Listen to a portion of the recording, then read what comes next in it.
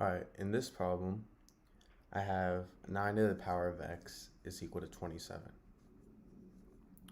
So I want to find the value of x here. So for my solution,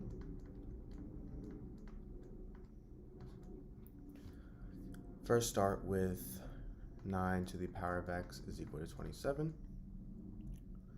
And now what I'm going to do is I'm going to rewrite 9 here as 3 to the power of 2. So now I have 3 to the power of 2 to the power of x. And this is equal to 27. Now, 3 to the power of 1, that's equal to 3. 3 to the power of 2, that's equal to 9.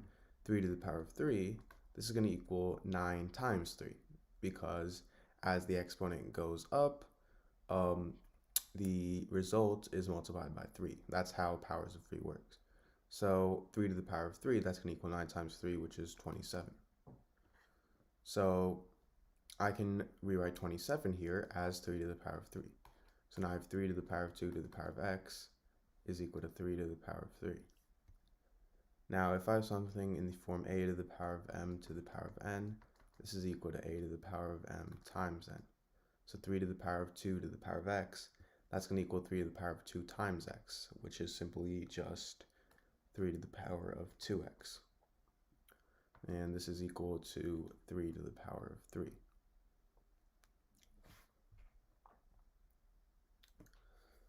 So now, what I'm going to do, now, if I have something in the form a to the power of m is equal to a to the power of n, this means that m is equal to n. So in this case, these two exponents equal each other, so 2x is equal to 3. Now to solve this equation, all I have to do is divide both sides by 2, these two cancel out, and I'll have x is equal to 3 over 2. So this is my answer. Now to check, first start with 9 to the power of x is equal to 27. So x is equal to 3 over 2. So now I have 9 to the power of 3 over 2 is equal to 27.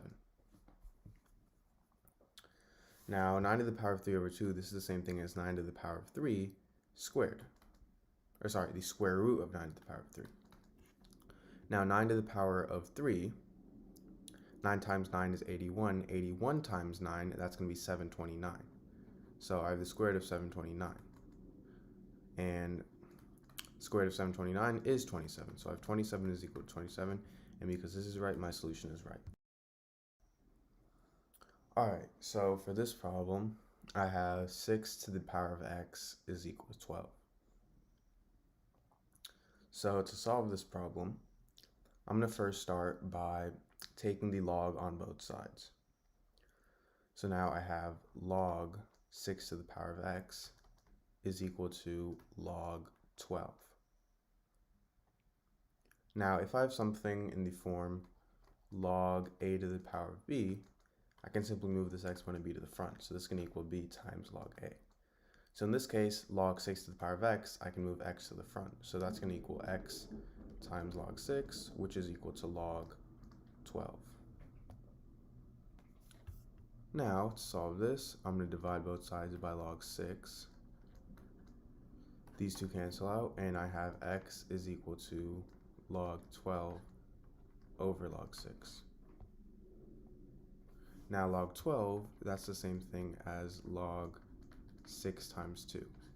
Now I have this over log 6. And if I have something in the form log a times b, this is equal to log a plus log b. So log 6 times 2 I can write as log 6 plus log 2.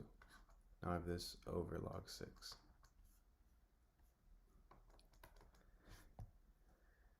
Now log 6 plus log 2 over log 6, this is the same thing as log 6 over log 6 plus log 2 over log 6. Now, log 6 and log 6, these two cancel out. So now I have x is equal to 1 plus log 2 over log 6. And log 6 over here, I can write as log 2 times 3. And I'm going to do the same thing again. I'm going to read this as log 2 over log 2 plus log 3. And again, if I expand it, I get 1 plus log 2 over log 2 plus log 2 over log 3. Log 2 and log 2, those two cancel out, so I have x is equal to 2 plus log 2, that's equal to 0.301 over log 3, that's equal to 0.47. So if you simplify this, you get x is equal to 1.3868. So this is my answer. Alright, so in this problem, I have x squared minus 1 is equal to x minus 1 squared. So I want to find the value of x here. So to start,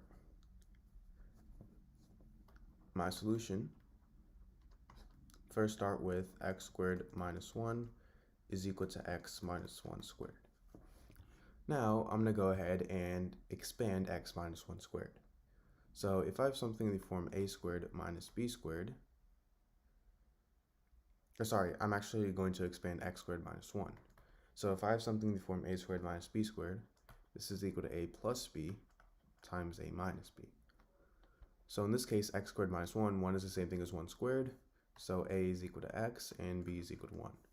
So now I have x plus 1 times x minus 1, which is equal to x minus 1 squared.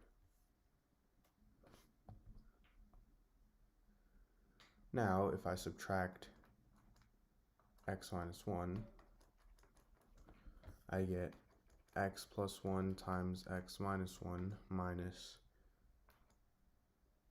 if I subtract x minus 1 squared minus x minus 1 squared is equal to 0. Now x minus 1 squared, that's the same thing as x minus 1 times x minus 1. Now if I factor out x minus 1 from this, I get x minus 1 times x plus 1 minus x minus 1. This is equal to 0. Now this is equal to x plus 1 minus x plus 1.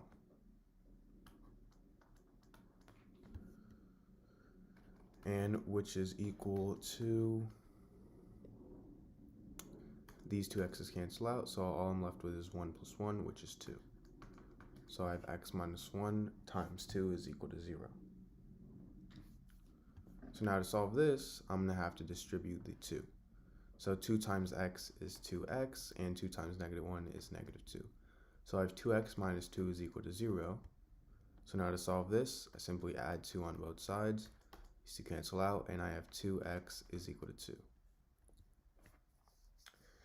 Now from here, all I have to do is divide both sides by 2. These two cancel out, and I am left with x is equal to 2 divided by 2, which is 1. So this is my answer. Alright, so in this video, I'm going to be finding out which one is greater, 33 to the power of 44 or 44 to the power of 33.